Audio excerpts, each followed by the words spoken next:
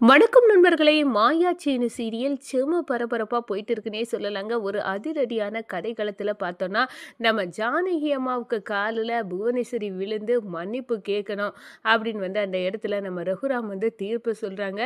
ஏன்னா, கோவில் நகைய வந்து திருடின புவனேஸ்வரி அந்த நகைய வந்து கோயிலுக்கு குடுத்துட்டா. அதே நேரத்தில பொய் பழி சொன்னவங்க எல்லாமே வந்து அவங்க மன்னிப்பு கேட்டு அந்த பழியையும் வந்து நான் ஜானகிட்ட இருந்து எடுத்து நாங்க தான் வந்து செய்தோம் அப்படின்னு ஒத்துக்கிட்டாங்க. ஆனா, இந்த புவனேஸ்வரி இவ்வளத்தையும் வந்து ஜானகி கேவலப்படணும், என்ன அவமானப்படுத்தணும் அப்படின்னுக்காக வந்து பண்ணியிருக்கா. அப்படிப்பட்டவ கண்டிப்பா என் மனைவி கால்ல இருந்து விழுந்து மன்னிப்பு கேட்கணும் அப்படின்னு வந்து சொல்றாங்க. இது ஒரு காலமும் நடக்காது. நான் போய் இந்த ஜானகி கால்ல வந்து விழுந்து மன்னிப்பு கேட்கறது நடக்கவே நடக்காது அப்படின்னு வந்து புவனேஸ்வரி அடம் பிடிக்கிறாங்க. அப்ப இது சரிப்படாது. நீங்க வந்து வேற ஏதாவது பெரிய தண்டனையா குடுங்க அப்படின்னு வந்து ஊர் மக்கள் சொல்ல நேரம் தான் மொட்டை அடிச்சு புவனேஸ்வரிக்கு முகத்துல கரும்புள்ளி செம்புள்ளி கொட்டி இந்த ஊரை சுத்தி வரணும் அப்படின்னு வந்து நம்ம ரகுராம் ஒரு அதிரடியான தீர்ப்பை போடுறாங்க. அதை கேட்டதும் ஆட்டோமேட்டிக்காக நம்ம புவனேஸ்வரி வந்து ஜானகி காலில் விழுந்து மன்னிப்பு கேட்குறதே பெட்டர் அப்படின்னு வந்து காலில் விழுந்து மன்னிப்பு கேட்குறாங்க. நம்ம ரகுராம் வந்து மாயாவுக்கு ஆதாரத்தினால தான் ஜானகி இப்போ விடுதலை ஆகியிருக்கா. இதுக்கெல்லாம் காரணம் மாயா தான். மாயாவை மகளாக வந்து ஏற்றுக்கிட்டாங்கன்னு சொல்லலாங்க. அதை பற்றி தான் இந்த வீடியோக்குள்ளே பார்க்க போகிறோம். அதுக்கு முன்னாடி சேனலுக்கு லைக் அண்ட் சப்ஸ்கிரைப் பண்ணுங்கள் ஃப்ரெண்ட்ஸ்.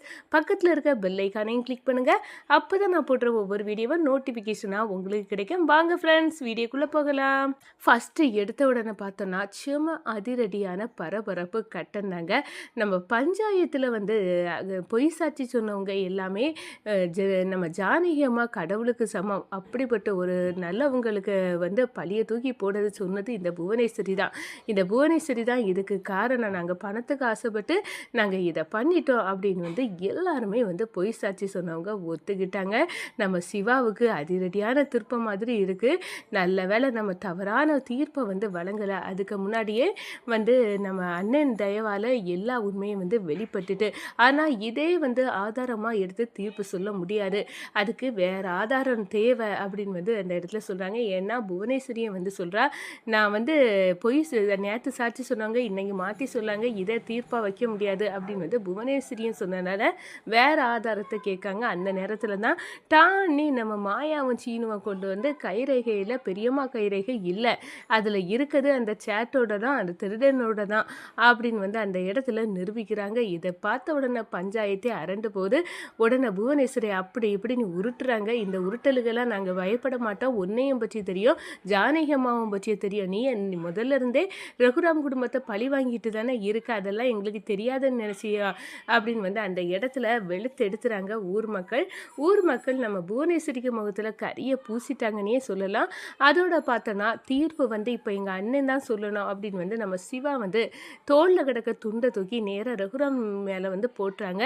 நம்ம ரகுராம் வந்து தீர்ப்பை வந்து சொல்கிறாங்க. 3 குற்றங்கள் வந்து செய்திருக்கா இந்த புவனேஸ்வரி. குற்றம் ஜானகிக்கு மேலே வந்து பழியை தூக்கி போடணும் அப்படின்னு வந்து அவ நகையை திருடிக்கிட்டு பழியை தூக்கி இங்கே போட நினச்சிருக்கா, அது குற்றம். பொய் சாட்சிகளை கொண்டு வந்திருக்கா, அது குற்றம். கோயில் நகையையும் திருடினதும் ஒரு குற்றம் தான் அப்படின்னு வந்து அந்த இடத்துல 3 குற்றத்தையும் அடுக்கி விடுறாங்க. இப்போ கோயில் நகையை அவள் திரும்ப கோயிலுக்கே கொடுத்துட்டா, அதுக்கு போயிடுச்சு. அது அடுத்த கட்டமாக வந்து சாட்சி சொன்னவங்க எல்லாம் நாங்கள் பொய் சாட்சி தான் வந்து சொன்னோம், இந்த புவனேஸ்வரியை வார்த்தை கேட்டு தான் ஜானகி அம்மா மேலே பழியை போட்டோம் அப்படின்னு வந்து ஒத்துக்கிட்டாங்க. அடுத்ததாக இந்த ஜானகி வந்து நம்ம ஜானகியை எப்படியாவது சிக்க வைக்கணும்னு இந்த புவனேஸ்வரி வந்து திருட்டு பழியை வந்து அவள் திருடிக்கிட்டு இங்கே ஜானகி மேலே பழியை தூக்கி போட்டது. இதனால ஜானகிக்கு எவ்வளோ பெரிய அவமானம். போலீஸ் ஸ்டேஷனுக்கு போனது, ஊர் மக்கள் முன்னாடி திருடின்னு வந்து அவ பேர் எடுத்தது, இதெல்லாம் எவ்வளோ பெரிய அவமானம். இதுக்கு ஒரே தீர்வு, இந்த புவனேஸ்வரி ஜானகிக்கு காலில் விழுந்து நான் செய்தது தவறு தான் அப்படின்னு வந்து மன்னிப்பு கேட்கணும் அப்படின்னு வந்து சொல்கிறாங்க. இதை கேட்டதும் புவனேஸ்வரி ஆடி போறாங்க. சும்மா காண்டாறாங்க. இது ஒரு காலம் நடக்காது ரகுராம் அப்படின்னு வந்து சொல்றாங்க. ஊர்ல உள்ள பெரிய மனுஷவங்க எல்லாம் வந்து அந்த இடத்துல பேசுறாங்க. "என்னம்மா தப்ப செதுக்கிட்டு நீ இப்ப இதெல்லாம் பண்ண முடியாதுன்னு சொல்றியா? இதெல்லாம் சரிப்படாது ஐயா. பெரிய தீர்ப்பா குடுங்க" அப்படின்னு வந்து சொல்றாங்க. "இது சரிப்படும். நான் சரிப்பட வைப்பேன்" அப்படின்னு சொல்லிட்டு, "இத பண்ண முடியாதுன்னா புவனேஸ்வரிக்கு மொட்டை அடிங்க. கரும்புலிய செம்புலிய குத்தி ஊர சுத்தி கூட்டிட்டு வாங்க" அப்படின்னு வந்து அந்த இடத்துல சொல்லிட்டு, "இனி ஊர் மக்கள் பார்த்துக்கிடுவாங்க. நம்ம போலாம்" அப்படின்னு வந்து ரெடி ஆறாங்க. "இல்ல நான் வந்து சொன்னதே வந்து செய்துறேன்" அப்படின்னு வந்து சடார்னு நம்ம ஜானகி அம்மா கால்ல விழுந்து, "என்ன மன்னிச்சிடு. நான் செய்தது தப்பு தான்" அப்படின்னு வந்து கால்ல விழுந்து மன்னிப்பு கேட்குறாங்க. கேட்டுக்கிட்டு நம்ம ஜானகிய பார்த்து, "உன்ன விட போறதில்ல. நீ என்னையே உன் கால்ல விழுந்து மன்னிப்பு கேட்க வச்சுட்டான்ல உன் மாப்பிள. இதுக்கெல்லாம் வட்டியும் முதலுமா உன் மாப்பிள்ளைக்கு பெரிய தண்டனையா குடுக்க போறேன்" அப்படின்னு வந்து புவனேஸ்வரி என்ன வந்து பெரிய பிடிவாதத்துல இருக்காங்க. அதோட இந்த பஞ்சாயத்துல வந்து தீர்ப்பெல்லாம் வந்து நல்லபடியா முடிச்சுக்கிட்டு, ஜானகி அம்மா மேல இருந்த திருட்டு பழியெல்லாம் நீங்கிடுச்சுன்னே சொல்லலாம். அதோட பார்த்தோன்னா, வீட்டுக்கு வந்து கிளம்புன உடனே புவனேஸ்வரி போன வேகத்தில கடகடன்னு ரூம்ல இருக்க அவ்வளோ திங்ஸையும் போட்டு உடைச்சி எறியிறாங்க.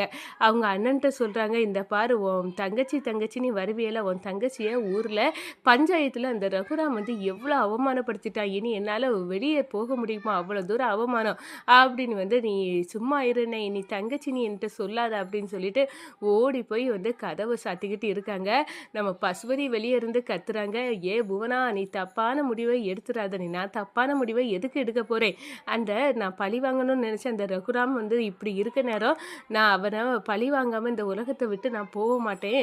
அதனால நான் தப்பான முடிவு எடுக்க மாட்டேன். என் கோபம் போறது வரை அந்த ரூம்ல நான் இருக்க போறேன்" அப்படின்னு ரூம்ல பூட்டிக்கிட்டு இருக்காங்க.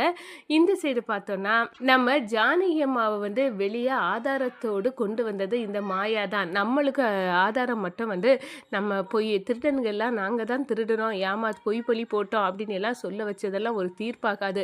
ஆனா உண்மையான எவிடன்ஸ் அந்த கைரேகை தான். அதை திரட்டிட்டு வந்தது நீதான் மாயா.